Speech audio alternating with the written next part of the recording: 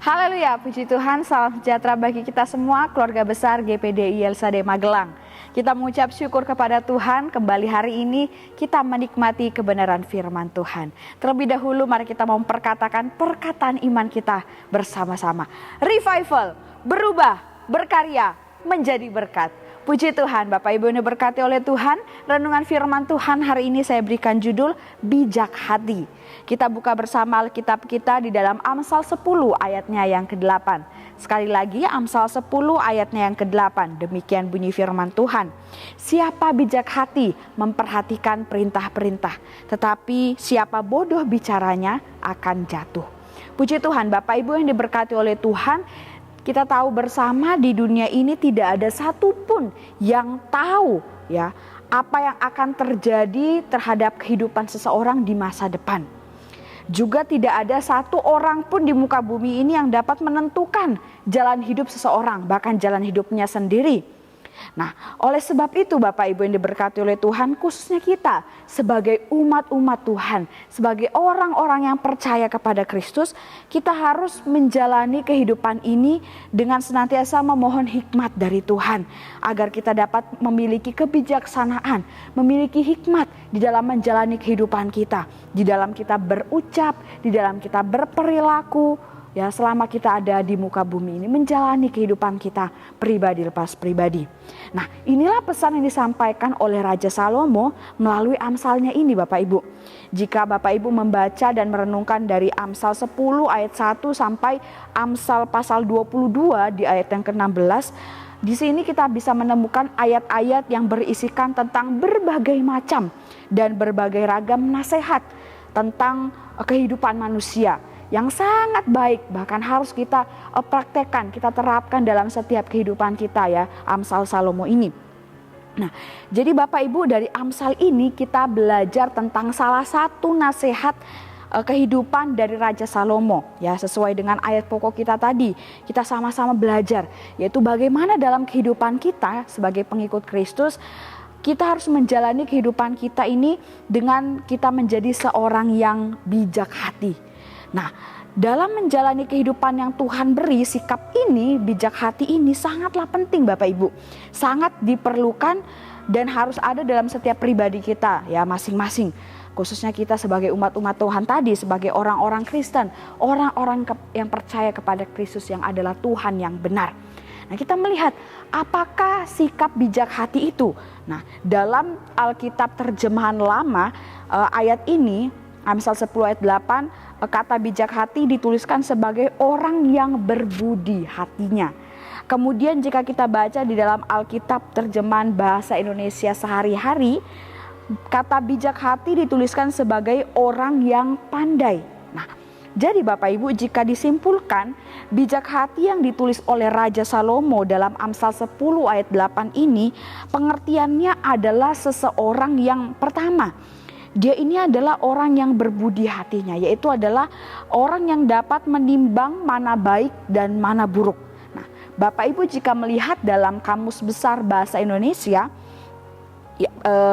orang yang berbudi hatinya diambil dari kata budi. Di dalam Kamus Besar Bahasa Indonesia memiliki pengertian yaitu orang yang dapat menimbang mana baik dan mana buruk. Nah, bijak hati seperti inilah yang juga sangat penting ada dalam setiap kehidupan kita. Bagaimana kita bertindak dengan baik dan tepat, yaitu kita dapat memilih. Nah, kemudian kita dapat memilah, kemudian dapat memilih mana yang baik dan menyingkirkan mana yang buruk. Nah, saat kita mempraktekkan hal ini dalam kehidupan kita, maka hasil yang kita akan dapatkan adalah bagaimana kita akan hidup dalam tindakan, dalam pikiran, dalam perkataan, dalam perasaan yang baik dan benar sesuai dengan firman Tuhan. Bahkan baik sesuai dengan aturan, dengan norma atau dengan etika yang berlaku di sekitar kita. Sehingga kehidupan kita akan dapat menjadi berkat dan dapat menjadi teladan yang baik bagi banyak orang. Dan tidak ada yang mustahil melalui kehidupan kita, nama Tuhan semakin dipuji dan dipermuliakan, dan kita pun dapat membawa jiwa baru untuk juga percaya kepada Tuhan. Nah, contohnya Bapak Ibu dalam kehidupan kita sehari-hari, jika ada Bapak Ibu yang berprofesi sebagai seorang pemimpin, entah itu dalam sebuah perusahaan, dalam sebuah pekerjaan tertentu. Kemudian saat bekerja, kemudian Bapak Ibu sebagai pimpinan melihat ada pegawai atau karyawan yang mungkin melakukan kesalahan dalam pekerjaannya, keteledoran dalam tugasnya. Di sini kita bisa memilah, ya, dapat menimbang mana yang baik, mana yang buruk, yaitu dengan kita tidak lekas emosi atau marah-marah, kemudian kita mempersalahkan bahkan memecat pegawai tersebut. Nah, tapi kita memilih untuk menasehati dengan cara yang tepat tanpa menyakiti perasaan orang lain dengan perkataan atau perbuatan kita. Dan kita dapat membantu orang tersebut untuk memperbaiki kesalahannya. Nah, ini adalah bagaimana orang yang bijak hati yang dapat menimbang, ya, memilih dan memilah mana yang baik dan mana yang buruk. Hal ini juga berlaku dalam ruang lingkup keluarga, di mana ada kepala keluarga atau orang yang lebih tua di dalam keluarga yang juga dapat mempraktekkan hal ini bersama-sama. Ya, tidak hanya sebagai pemimpin saja, tapi kita semuanya, kita juga harus memiliki kebijakan hati dalam kehidupan kita, dapat menimbang mana yang baik, mana yang buruk, mana yang harus kita lakukan dan menyingkirkan mana yang tidak boleh dan tidak bisa kita lakukan. Ya, kemudian yang kedua Bapak Ibu, ya, orang yang bijak hati itu adalah seorang yang memiliki daya upaya atau berusaha. Nah, ini pun merupakan pengertian dari orang yang berbudi, ya, diambil dari kata budi yang kita ambil dari Alkitab terjemahan lama. Bijak hati ini ditulis sebagai orang yang berbudi hatinya. Dan dalam Kamus Besar Bahasa Indonesia, budi juga merupakan memiliki pengertian, yaitu adalah seorang yang memiliki daya upaya atau selalu berusaha dalam kehidupannya. Nah, orang yang bijak dalam melakukan banyak hal dengan cara yang baik dan benar sesuai dengan firman Tuhan, dia akan selalu memiliki usaha, ya, dia akan terus melakukan hal tersebut, ya. Orang yang tahu melakukan kebenaran, dia tidak akan hanya satu kali saja melakukan kebenaran, tapi akan terus melakukan. Nah, inilah orang yang bijak hati, bagaimana dia terus berusaha, dia terus berupaya, ya, melakukan banyak hal dengan cara yang baik dan dengan cara yang benar sesuai dengan firman Tuhan.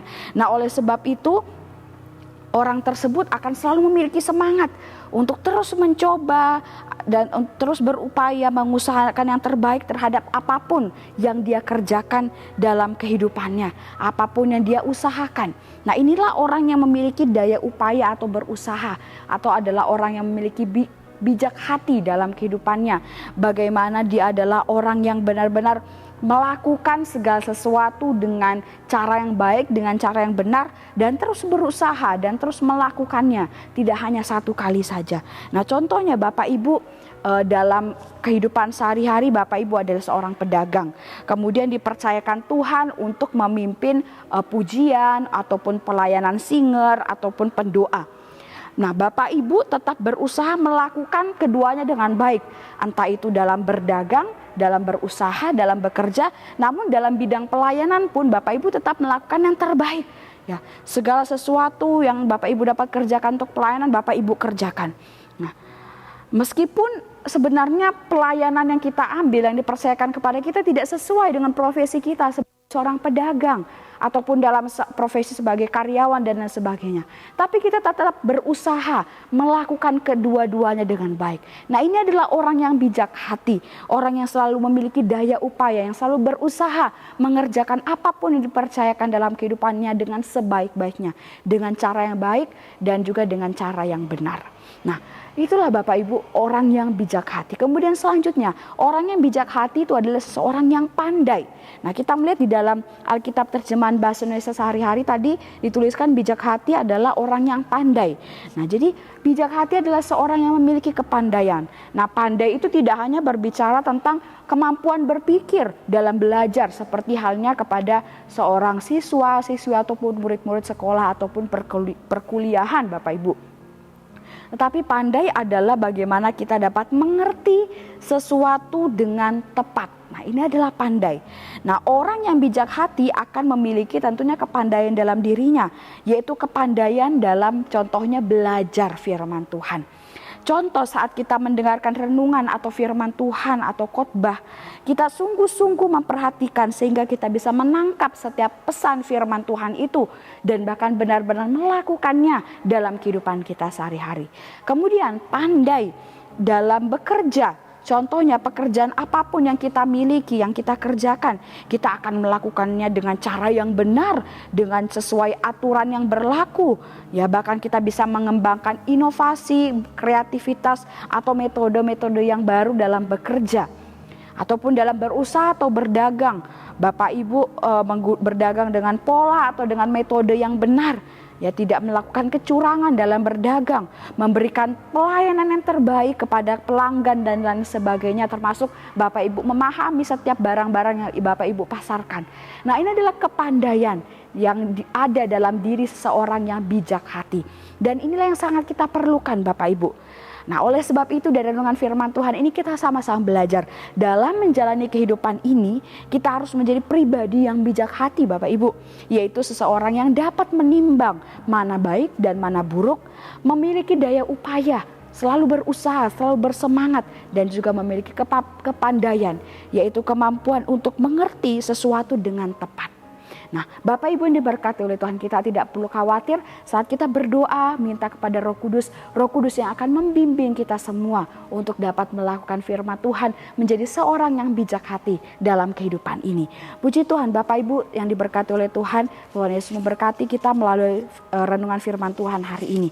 Terlebih dahulu kita akan sama-sama menghafalkan ayat hafalan kita pada hari ini yang kita sudah bahas dalam renungan firman Tuhan, yaitu Amsal 10 ayat 8. Firman Tuhan, demikianlah bunyi firman Tuhan. Siapa bijak hati memperhatikan perintah-perintah, tetapi siapa bodoh bicaranya akan jatuh. Mari kita mau sama-sama belajar menjadi orang yang bijak hati dalam kehidupan ini. Puji Tuhan Bapak Ibu, terima kasih telah mengikuti renungan 79. Kiranya dapat menjadi berkat bagi kita semua. Bagi Bapak Ibu saudara-saudari yang ingin didoakan untuk pokok doa tertentu ataupun menceritakan kesaksian, baik mujizat kesembuhan, pemulihan masalah keluarga dan lain-lain, dapat disalurkan melalui chat WhatsApp di nomor 0813 2742 0088. Mari kita akhiri renungan ini dengan berdoa. Segala puji syukur kami persembahkan kepadamu Tuhan Yesus. Engkau Allah kami yang baik, Engkau Allah kami yang luar biasa. Kami mengucap syukur buat firman-Mu hari ini yang mengajarkan kami untuk menjadi orang yang bijak hati dalam menjalani kehidupan yang Engkau beri bagi kami Tuhan. Engkau berkati setiap jemaat Tuhan yang ada di GPD LSAD Magelang, supaya hidup kami semakin hari kami semakin cinta akan Engkau. Kami semakin cinta akan rumah-Mu, akan pelayanan pekerjaan Tuhan di tempat ini. Terima kasih Tuhan, terima kasih Bapa. Tuhan Yesus, tolonglah keluarga GPD LSAD Magelang menjauhi yang jahat dan melakukan yang baik. Saling mengasihi sesama sebagai saudara dan saling mendahului dalam memberi hormat. Kiranya kami hidup dalam perdamaian dengan semua orang. Kami aminkan setiap firman-Mu ini Tuhan dengan penuh sukacita, dengan penuh ucapan syukur dalam nama Tuhan Yesus. Haleluya. Amin.